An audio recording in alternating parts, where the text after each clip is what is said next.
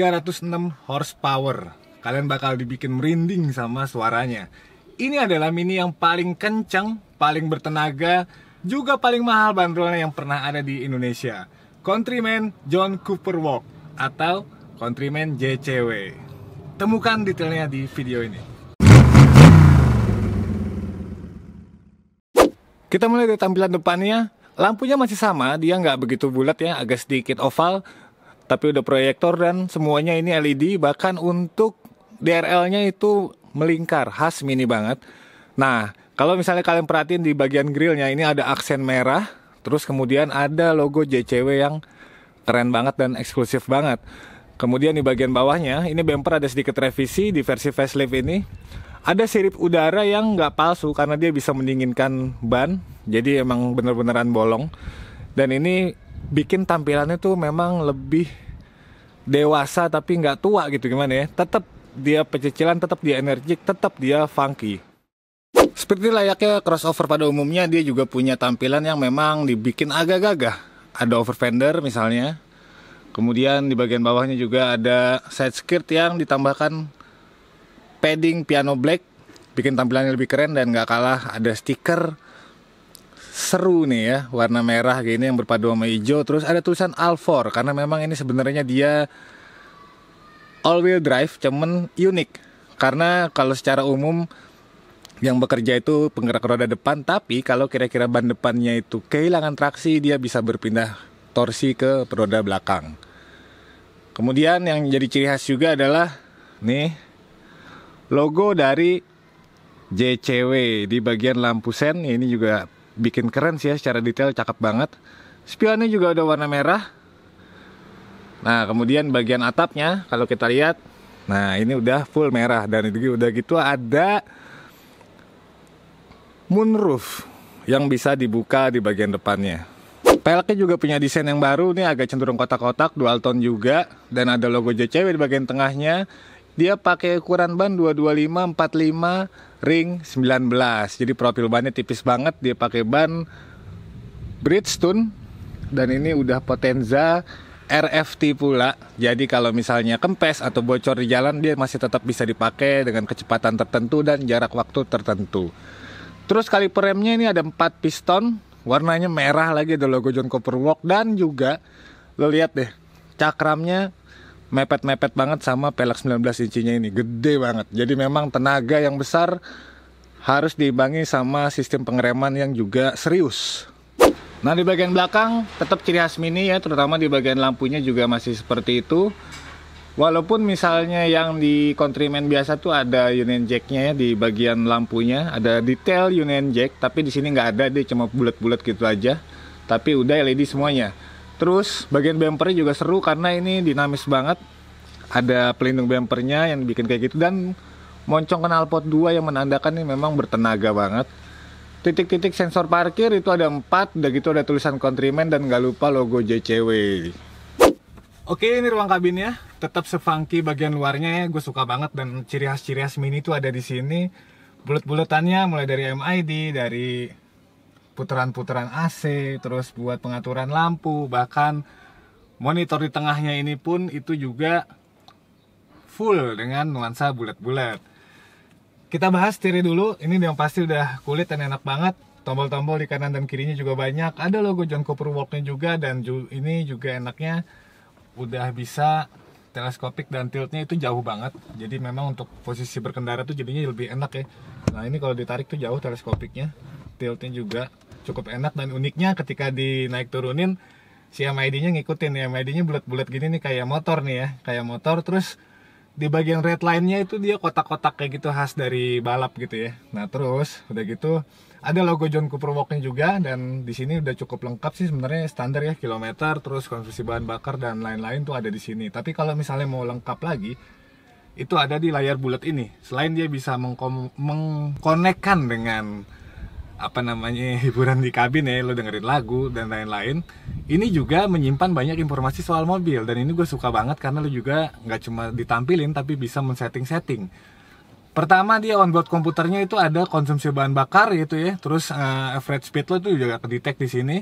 Ini Lo juga bisa ngatur berbagai hal kayak kunci, lampu, pokoknya ambien segala macam itu bisa disetting di sini. Termasuk untuk mode berkendara, karena ini ada 3 mode berkendara ya, ada sport, ada mid, itu balance, sama eco atau green ya mereka bilangnya. Nah, buat yang sport itu bahkan lo bisa nyeting apakah sensasi sportnya itu cuma di mesin doang, tapi secara suspensi itu tetap sama ya sasisnya, atau dua-duanya. Jadi suspensinya juga bisa berasa lebih jauh, lebih sport gitu, jadi lebih kayak keras gitu. Nah, ini masih ada pencet-pencetannya juga secara fisik, walaupun sebenarnya bisa diakses di iDrive di sini seperti mobil-mobil BMW pada umumnya juga. Tapi juga layar sentuh pun ini juga bisa dipencet-pencet. Jadi memang ada 3 akses untuk mengakses si layar sentuh yang bulat ini, yang keren banget ini ya. Di bagian bawahnya ada panel-panel AC yang ini menurut gue juga udah keren lah kalau misalnya untuk urusan tampilan nih, apalagi yang bagian bawahnya nih yang tuas-tuas ciri khas Mini. Di sini ada start stop engine-nya yang bener-bener kayak mobil balap banget begini. Terus ada buat stability control, ada buat start stop engine. Jadi kalau lagi macet atau lagi di lampu merah, mesinnya bisa mati secara otomatis kayak motor Vario. Terus di sini mode berkendaranya nih tadi yang gue bilang sport green, tinggal naik ke atas atau turun, sama sensor parkir nih ada di tuas-tuas kayak gini.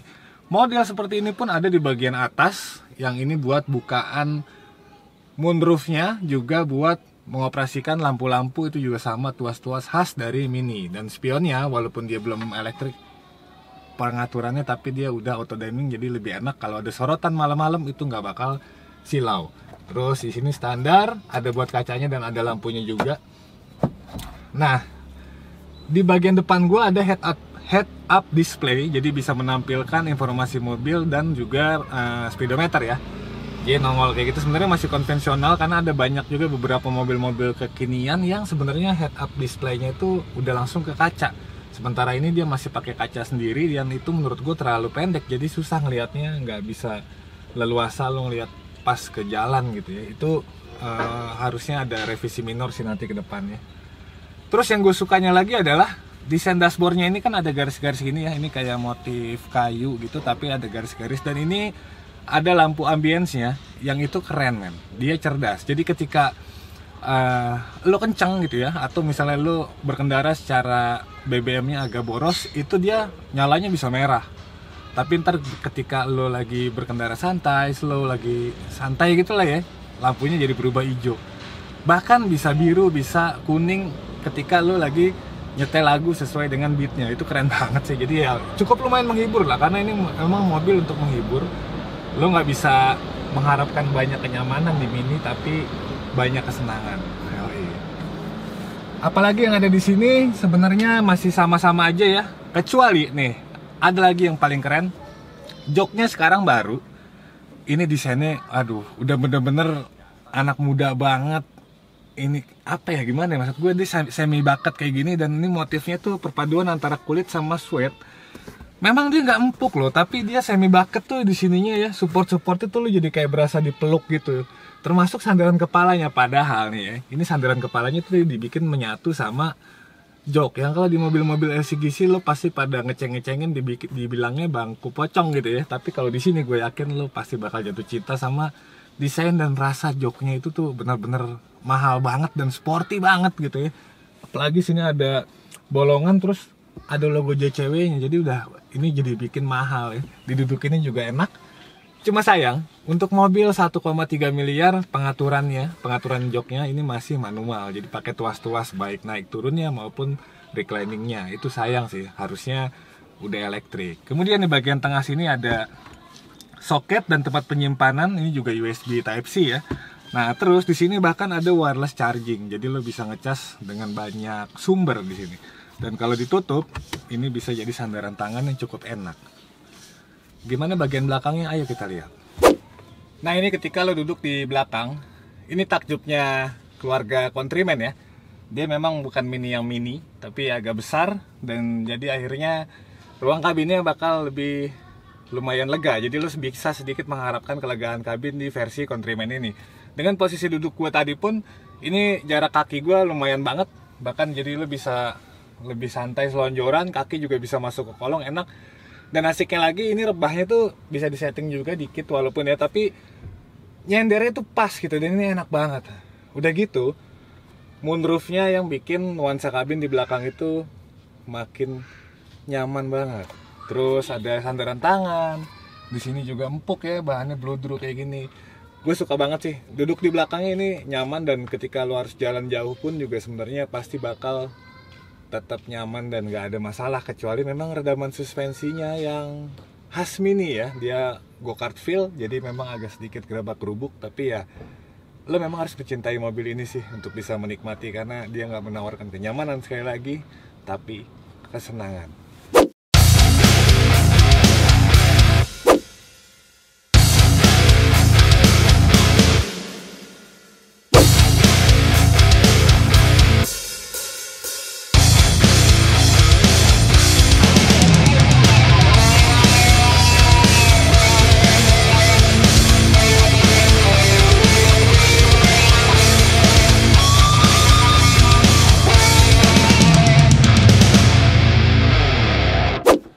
Oke, jadi ini adalah sebuah Mini yang eksklusif ya. Jadi walaupun sebenarnya secara tampilan Mini itu mirip-mirip, tapi ketika kalian pakai ini dijamin orang nggak bakal keliru kalau ini adalah versi paling kencang, paling mahal dari Mini.